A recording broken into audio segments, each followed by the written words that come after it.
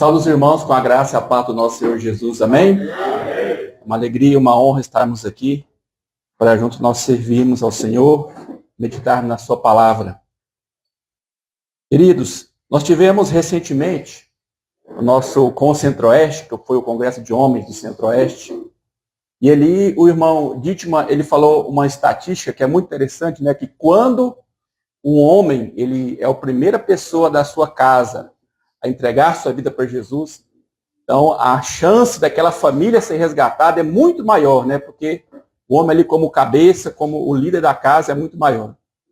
E ele contando essa estatística, eu lembrei de uma história. Eu conheci um pastor lá de Goiânia, que quando ele era criança, o pai dele, na década de 70, conheceu um missionário americano que esteve na cidade de Anápolis ali pregando o evangelho. E o pai dele era um homem muito duro, muito rígido, e o pai dele ficou muito impactado com a mensagem da salvação. Ele nunca tinha ouvido aquela mensagem sobre Jesus como aquele missionário disse.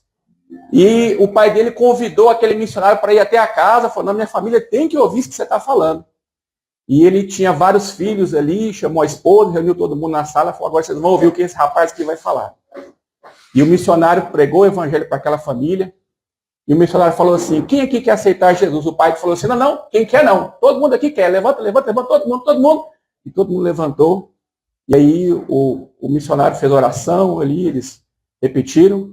Aí ele falou assim, o pai dele perguntou para o missionário, que dia que é o culto na igreja? Ele falou assim, amanhã é o culto. Ele falou assim, amanhã nós vamos todo mundo para a igreja, e todo dia que tiver culto nós vamos. E quem não for, vai levar uma surra. Vocês escolhem. Vocês querem ir para a igreja ou vocês querem apanhar? E assim todo mundo foi para a igreja.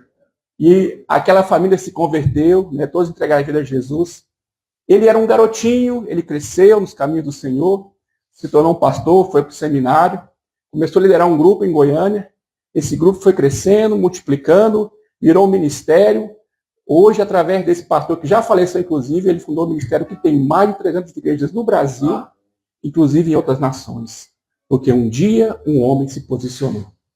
Então, queridos, nossa reunião aqui é de homens, as irmãs são muito bem-vindas, mas vocês, homens, saibam que Deus tem um papel muito importante para nós. O nosso papel no lar, segundo o projeto de Deus, é que o homem seja, diga comigo, protetor, provedor, profeta e sacerdote. Então, você na sua casa, você é o provedor, certo? Você é o principal responsável por trazer o sustento da sua casa. Se a sua esposa quiser trabalhar e ajudar, ela até pode ajudar, mas a responsabilidade principal é nossa.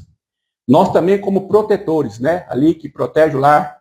Se você ouvir um barulho de madrugada lá no quintal, quem tem que ir lá ver? É você, certo? Então, vai lá, ver o que é, deixa sua família protegida. E também como profeta, você é que traz a palavra, você que traz a palavra de Deus na sua casa. Ninguém na sua casa pode ler mais Bíblia do que você, homem. Você tem que ser o que mais lê Bíblia na sua casa.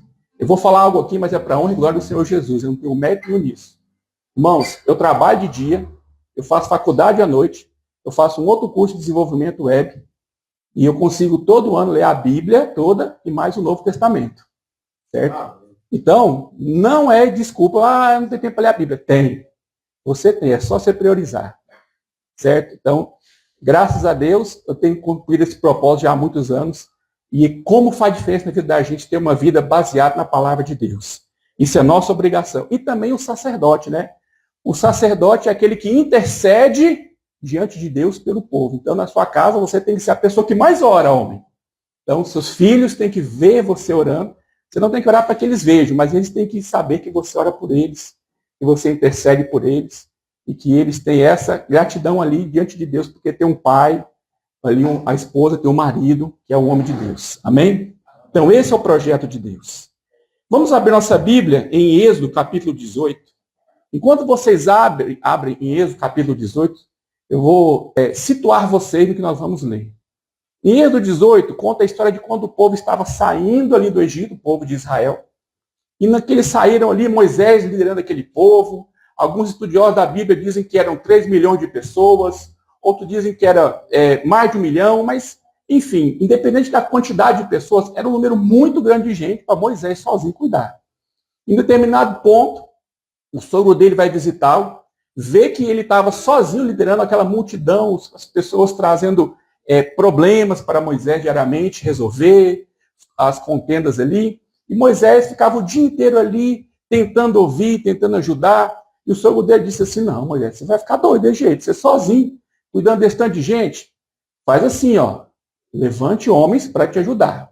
E nesse versículo que nós vamos ler, o sogro dele, usado por Deus ali, né, Jétro, ele dá características de homens que é um padrão de Deus para nós, assim como ele quer nos usar também. Então diz assim, versículo 21 e 22, Êxodo 18. Procura dentre o povo homens capazes, tementes a Deus, homens de verdade, que aborreçam a avareza, põe-nos sobre eles por chefes de 1000, chefes de 100, chefes de 50 e chefes de 10, 22, para que julguem este povo em todo o tempo. Toda causa grave trarão a ti, mas toda causa pequena eles mesmos julgarão. Será assim mais fácil para ti, e eles levarão a carga contigo. Amém? Então aqui, nesses versículos, nós temos características de como os homens que Deus quer usar nessa terra. Como é o padrão de Deus para nós, homens, para a nossa hombridade. Então aqui uma das características é homens capazes. O que é um homem capaz? O homem capaz, querido, é aquele homem que busca que busca crescer. Amém? Dentro de cada um de nós, Deus colocou um grande potencial. Uma vez eu escutei um pastor pregando, esse pastor já até faleceu, ele disse assim que um dos lugares mais ricos, tem mais riquezas no mundo, é o cemitério. Lá tem livros enterrados que nunca foram escritos, canções que nunca foram compostas, empresas que nunca foram abertas, porque esse potencial morreram com aquelas pessoas que foram enterradas ali. Então, dentro de nós tem um grande potencial que Deus colocou. Assim como você que é pai, né, tem orgulho de ver o seu filho indo por um bom caminho, fazendo um curso, entrando ali numa formatura, né, pegando um certificado, entrando na igreja com uma noiva, começando uma nova família. Deus, muito mais como pai, tem alegria em ver que o potencial que ele colocou dentro de cada um de nós está se manifestando. Nós, como cristãos, como homens de Deus, as irmãs que estão aqui também, mulheres de Deus, nós temos que ocupar com excelência cada local aonde o Senhor nos der oportunidade. Então, se você é empresário, seja um ótimo empresário para a glória de Deus. Se você é um colaborador, seja um ótimo colaborador para a glória de Deus. Então, aonde que o Senhor te colocar, faça tudo para glorificar o nome dele. Então, nós temos que buscar, queridos, ser excelente em tudo. E a nossa capacitação principal vem do Senhor.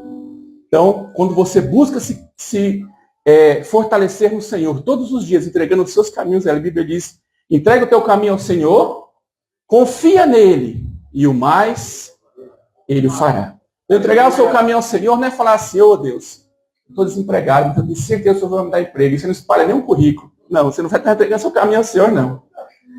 Entregar seu caminho ao Senhor, para Deus, eu estou desempregado, mas eu vou espalhar currículo e a porta se abrirá. E você sai de manhã, né, para encontrar aquela oportunidade que Deus tem para você. Amém?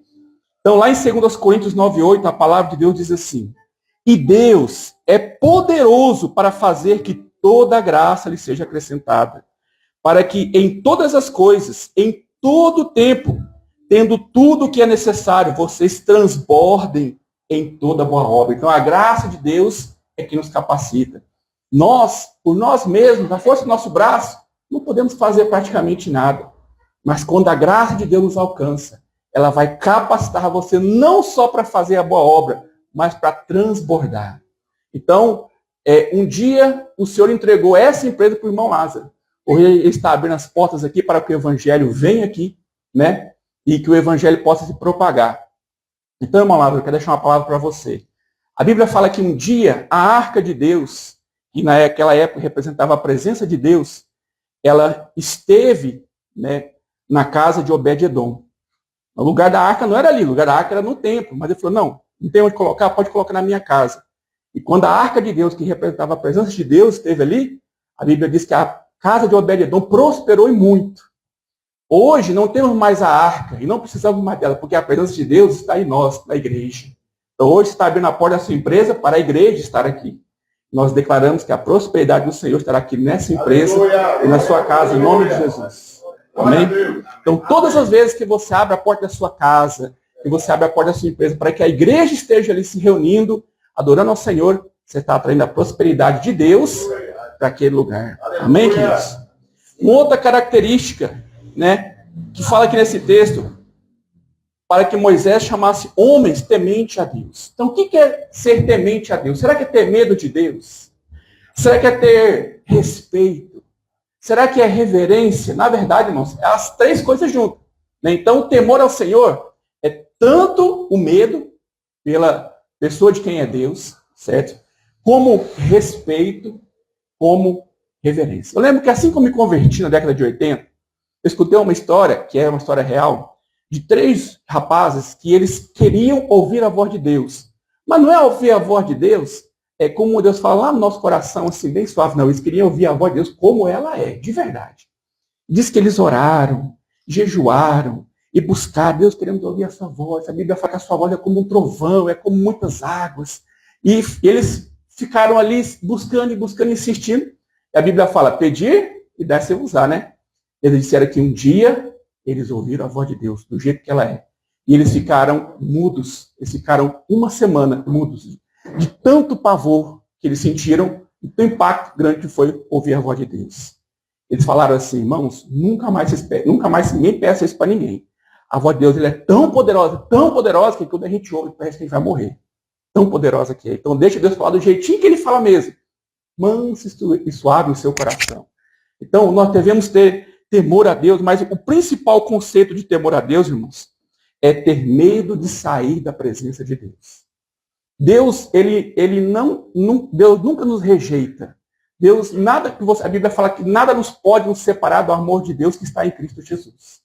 Quando o homem pecou lá no Éden, e a Bíblia fala que todos os dias Deus ia ter com o homem, mesmo no dia que o homem pecou, Deus foi lá se encontrar com ele.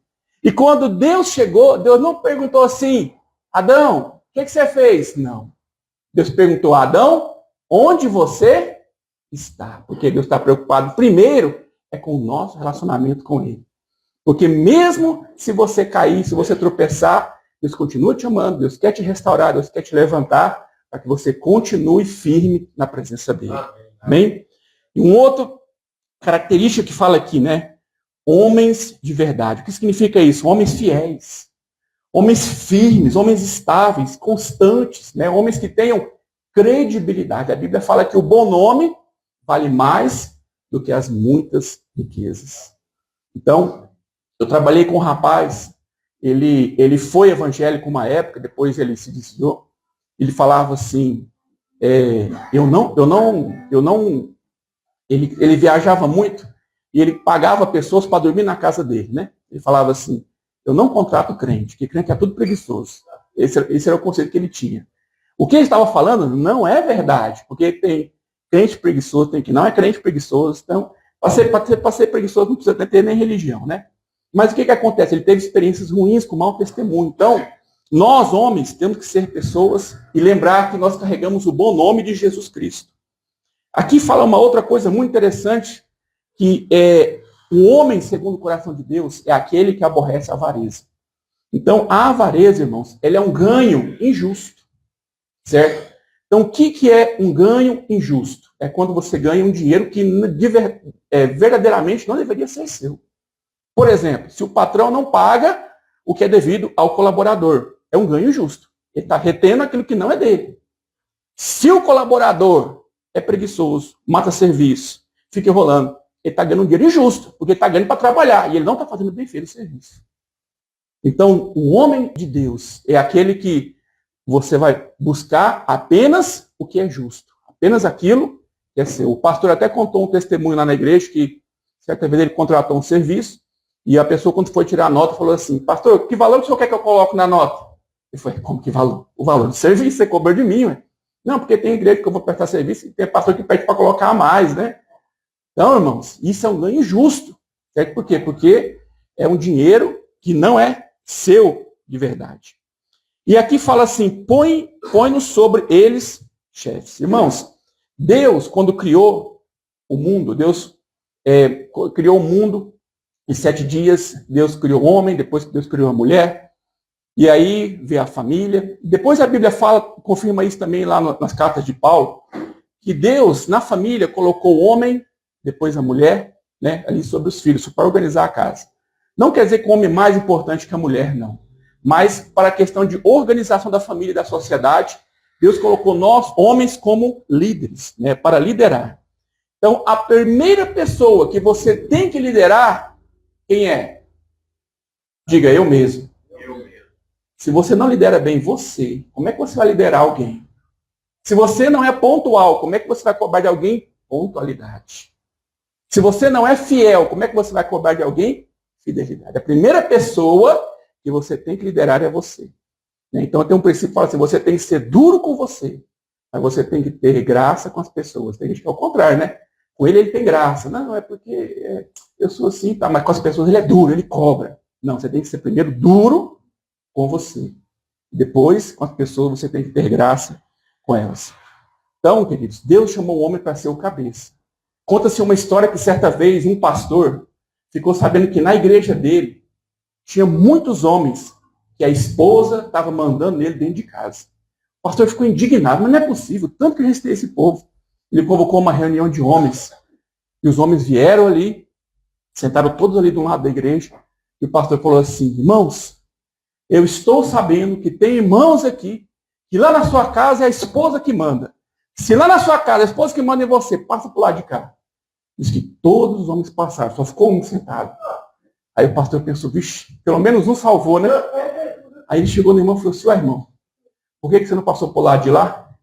Ele falou assim, não, pastor, porque a minha esposa fala que eu tenho que sentar desse lado daqui, eu não posso sentar de lá. Nem aquele ali escapou. Então, irmãos, eu falo o seguinte, né? Lá em casa, minha esposa manda em tudo, eu só mando nela, né? Ou seja, eu mando em tudo. Então, amados, Deus, no versículo 22, fala assim, para que julguem este povo em todo o tempo.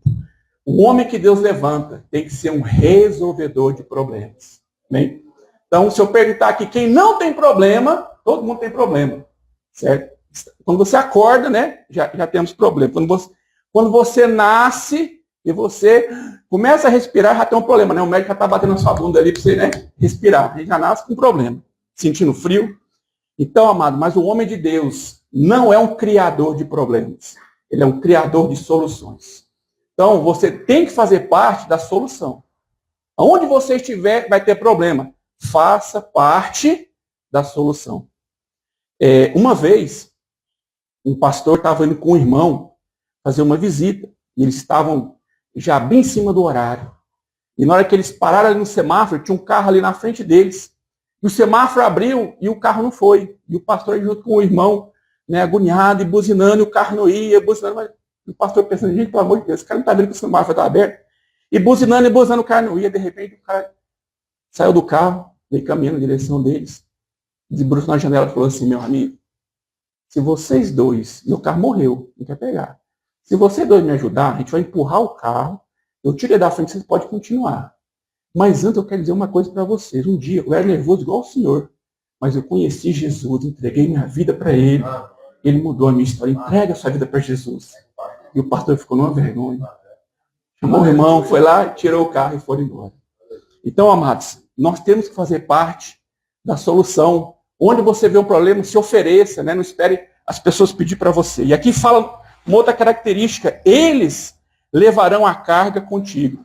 Irmãos, lá em 1 de Pedro 4:10 fala assim, cada um exerça o dom que recebeu para servir aos outros. Então, todos nós temos capacitação, temos condições. Nós estamos aqui nesse mundo, irmãos, é para carregarmos o fardo uns dos outros. Estamos aqui para sermos um instrumento de Deus na vida do seu irmão. Então, todo mundo, né, nessa vida, ou você está numa situação que você precisa de ajuda, ou você está numa situação que você pode ajudar alguém. Então, se hoje você pode ajudar alguém, ajude. Porque um dia pode ser que chegue a sua vez também de ser ajudado. Certo? Então, nunca ache, não, todo mundo tem que me ajudar, aí chega na sua vez de ajudar, nada, né? Não é assim. O maior segredo para a felicidade, irmãos, é você fazer alguém feliz. Amém. Toda vez que você faz alguém feliz, que você ajuda alguém, de qualquer forma que você puder ajudar, certo? Você vai se sentir bem, vai se sentir realizado no potencial que Deus te deu. Quando Davi estava para morrer, o rei Davi, né, o filho dele, Salomão, ia assumir o trono no lugar dele. Ele chamou o filho dele ali, aí em 1 Reis, capítulo 2, abra lá comigo a sua Bíblia, 1 Reis, capítulo 2. 1 de Reis, capítulo 2, versículo 1. 1 Reis 2, 1. Então diz assim: quando se aproximava o dia da sua morte, Davi deu as instruções a seu filho Salomão. Aí Davi diz: estou para seguir o caminho de toda a terra. Por isso, seja forte e seja homem. Mas Salomão já era homem, ele nasceu homem. Mas Davi não estava falando da questão sexual dele. Né? Então, na sequência, Davi fala o que ele esperava de Salomão como homem. 3. Obedeça o que o Senhor teu Deus exige. Ande nos seus caminhos, obedeça os seus decretos, seus mandamentos e as suas ordenanças e aos testemunhos, conforme se acham escritos na lei de Moisés. Assim você prosperará em tudo que fizer e em tudo que for. Amém. Então, irmãos, aquilo que Deus espera de nós é que nós sejamos fiéis em todos os caminhos daquilo que o Senhor tem para nós. E um homem que é fiel naquilo que Deus tem para ele é um homem que ele assume a responsabilidade por seus atos. Eu já conheci muitas histórias de homens que eles engravidam mulheres e fogem. Isso é uma tremenda covardia. Porque você não é obrigado, né? Às vezes a pessoa teve um relacionamento ali, uma pessoa que ele não queria constituir família com aquela mulher, tudo bem, mas aquela criança é seu filho, é sangue do teu sangue, é responsabilidade sua. Você tem que assumir como pai, dar amor de pai, como homem, sustentar ele, porque ele não tem culpa dos nossos erros. Né? Então nós temos que assumir as nossas responsabilidades. E o homem, segundo o coração de Deus, é aquele que defende aquilo que ele acredita. Irmão, nós estamos vivendo num mundo hoje em que a mentira se propaga de uma forma muito rápida devido às redes sociais e os métodos ágeis de comunicação que nós vivemos hoje. Então, mas nós temos que ter firmeza naquilo que nós cremos. Tem uma frase que eu gosto muito que ela fala assim: o certo é o certo, mesmo que ninguém esteja fazendo. E o errado é errado, mesmo que todo mundo esteja fazendo. Certo? Então, se hoje, né, hoje nós, como cristãos, nós cremos que Deus é o autor da vida, por isso nós somos contra o aborto. Se amanhã sair uma lei, olha, o aborto está liberado, pode, né, a mulher que quiser pode tirar o filho da barriga. Nós vamos continuar falando que é errado, vamos continuar falando que isso é um homicídio e que isso é um assassinato perante Deus. Vamos continuar pregando isso. Amém? Por quê? Porque nós temos que ter convicção naquilo que nós cremos, que é a palavra de Deus. Nós, evangélicos, cristãos, nós só temos, a nossa fé só tem uma origem, a palavra de Deus. Ponto. Só aquilo ali. Então, o que sai da palavra de Deus, né, a gente vai ver se está em dia com a palavra de Deus. Se não tiver, nós podemos duvidar daquilo ali. Então, amados, é muito importante também que nós tenhamos a capacidade de enfrentar os desafios que estão diante de nós. Lá em Jeremias 1,8, tem uma palavra de Deus para nós que diz assim: não tenha medo deles, Deus falando, pois eu estou com você para protegê-lo, diz o Senhor. Então não importa o desafio, não importa a dificuldade, Deus é com você. Imagina uma situação, eu até compartilhei com a minha esposa essa ilustração hoje. Imagina a seguinte situação. Senta no seu carro, você gira a chave, aí você vai dar partida, o carro não dá partida. Aparece uma mensagem assim no carro: pneu furado. Você fala, ué, mas o carro falou que está falando que tem pneu furado. Deixa eu ver. Aí você vai lá fora, mas não tem pneu furado. Aí você tenta dar partida, aparece uma mensagem no painel: pneu furado. Você pensa, não é possível, será que eu vi isso tem direito? Aí você vai lá fora, olha. É uma sensação desagradável, não é? Você está vendo que tem algo errado, mas você não consegue achar um problema. Nas últimas 24 horas eu enfrentei isso, né? Lá no meu trabalho tem algumas coisas que eu tenho que resolver. E eu estava diante de uma situação que a mensagem que aparecia era uma. Eu ia verificar e não era. E muitas vezes, irmão, quando você tiver com dificuldade, sempre peça ajuda primeiro para Deus. Eu falei, Deus, eu não sei resolver isso aqui. Dentro do meu conhecimento, eu já tentei. Eu vou para casa e vou descansar. Porque o nosso maior desafio, irmãos, é descansar no Senhor. Fui para casa, descansei. Aí quando foi hoje, vamos lá, Senhor, eu preciso da sua ajuda. E quando eu fui lá, dei uma olhada com mais critério no problema, achei que estava o erro. Né?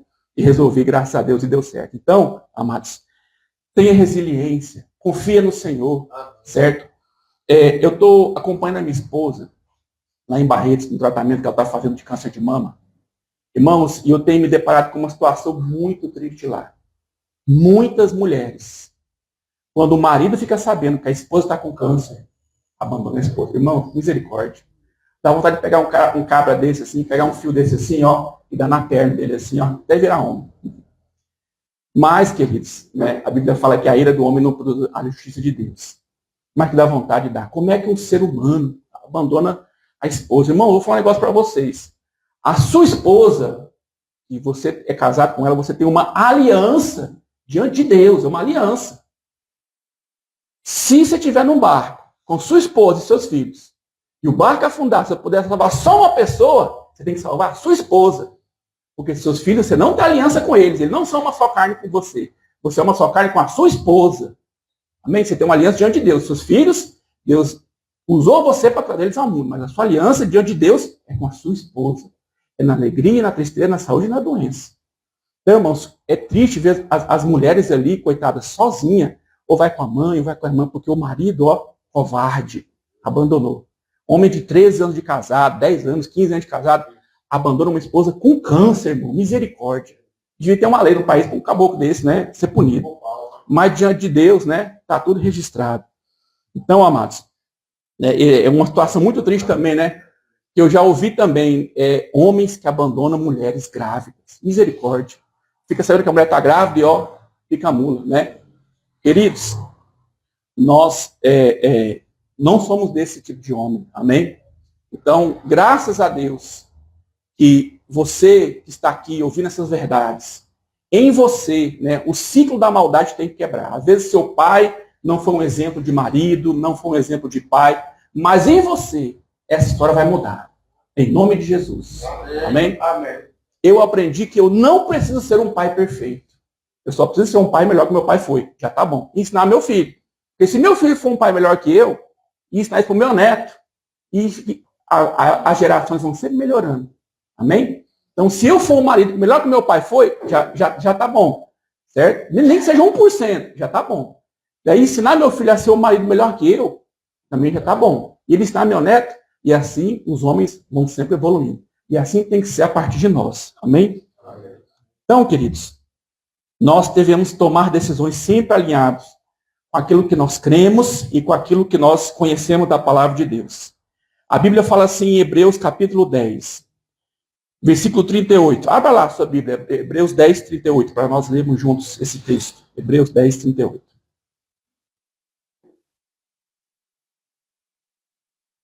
Diz assim: mas o meu justo viverá pela fé. E se retroceder, não me agradarei dele.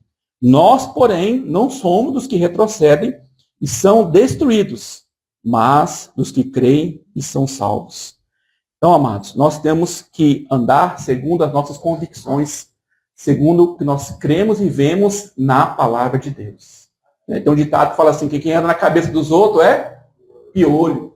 Né? Então, você tem que andar segundo aquilo que o Senhor nos orienta. E quinto e último princípio.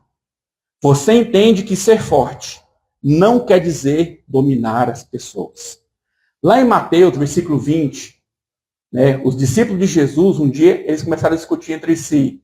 Eu sou mais importante. Não, eu que sou. Não, rapaz, quando o mestre for escolher um sucessor, eu que você. E eles começaram a discutir quem ia ser o mais importante. E Jesus falou assim, peraí, lá no mundo, as pessoas que ficam brigando por isso, quem vai ser o mais importante, quem vai ser o mais famoso, quem vai ser o mais poderoso. E no 26 ele disse assim, não será assim entre vocês. Ao contrário, Quem quiser tornar-se importante entre vocês, deverá ser servo. Então, o modelo de Jesus de liderança é um modelo de liderança que serve. Então, você como homem tem que ser o que mais serve na sua casa, a sua esposa, seus filhos. Homem que precisa gritar dentro de casa assim, quem manda aqui sou eu, já perdeu a razão. Certo? Então, se você precisa gritar dentro da sua casa, alguma coisa está errada na sua liderança. Mas nós, queridos, nesse mundo, nós enfrentamos um problema. O principal problema desse mundo chama-se pecado. Lá em Romanos 3:23, fala assim que todos pecaram. Estão destituídos, quer dizer, separados da glória de Deus. E também fala que o salário do pecado é a morte. Né? Então, a morte eterna é a separação de Deus. Então, nós temos esse grande problema. Mas também fala no capítulo 5 de Romanos a solução de Deus para nós. Que Deus prova o seu amor para conosco. E que Cristo morreu por nós, sendo nós ainda pecadores. Então, quando Jesus se entregou por nós na cruz do Calvário, os nossos pecados, o pecado de toda a humanidade foi cravado junto com ele ali. E o preço foi pago. Também fala no versículo, no capítulo 6 de Romanos, que o dom gratuito de Deus é a vida eterna em Cristo Jesus, nosso Senhor. Irmãos, a vida eterna não é viver para sempre. Porque quem morrer foi para o inferno, vai continuar vivendo para sempre. Só que no inferno. A vida eterna é a vida eterna com Deus. Então a vida eterna, ela já começou aqui. E aqui nós escolhemos aonde nós iremos passar a eternidade. Quando nós entregamos a vida para Jesus, quando deixamos ele entrar no nosso coração, mudar a nossa história, nós escolhemos, a partir de hoje, ter uma vida conduzida por ele e no porvir, aonde passaremos a eternidade. Também fala no capítulo 10 de Romanos, se com tua boca confessares ao Senhor Jesus e em teu coração creres que Deus o ressuscitou dentre os mortos, você será salvo. Então aqui tem um convite para nós confessarmos com a nossa boca, para nós entregarmos a nossa vida e falarmos, Senhor Jesus, eu te entrego a minha vida. Eu quero receber o Senhor como meu único e suficiente Salvador. Você pode ter certeza que ele virá e fará morada na sua vida. Amém? Quero convidar os irmãos a colocar de pé para nós orarmos. Aleluia! E neste momento de oração, nós vamos entregar toda a nossa história para o Senhor Jesus. Amém? Feche seus olhos e vamos orar. Senhor nosso Deus, diante de tudo isso que foi falado aqui, nós queremos, Senhor Deus, pedir para que o Senhor venha abençoando cada homem que aqui está, cada pessoa que aqui está essa noite, que o Senhor possa criar em nós valores eternos, valores do seu reino, valores que jamais passarão. Deus eterno e Pai amado, em nome de Jesus, construa em nós um caráter firmado na tua verdade. Senhor Jesus, o Senhor um dia se entregou por nós, para que um dia também nós nos entregássemos a Ti, confiássemos nossa vida nas Tuas mãos. Nós reconhecemos, Senhor, que nós temos o problema do pecado, mas nós reconhecemos que o preço já foi pago na cruz do Calvário. E reconhecemos que o Senhor é suficiente para que possa nos ajudar a caminhar retamente em todos os seus caminhos. Abençoe cada homem, cada irmão, cada irmã que aqui está, Deus, que possamos ficar firmes no Senhor e cada dia vermos a Tua glória brilhando sobre nós. Te pedimos, ó Deus, te agradecemos em nome de Jesus. Eu quero fazer um convite essa noite. Você que ouviu essa palavra, e você que nunca entregou sua vida para Jesus, eu quero te fazer um convite. Você que deseja entregar a sua vida para Jesus, levante sua mão, nós vamos orar com você. Alguém aqui essa noite que quer entregar a sua vida para Jesus e falar, Senhor, eu preciso do Senhor na minha vida, eu quero te entregar os meus caminhos, eu quero te entregar a minha história. Amém? Deus possa abençoar todos vocês, em nome de Jesus, possa fortalecer. Pode se assentar.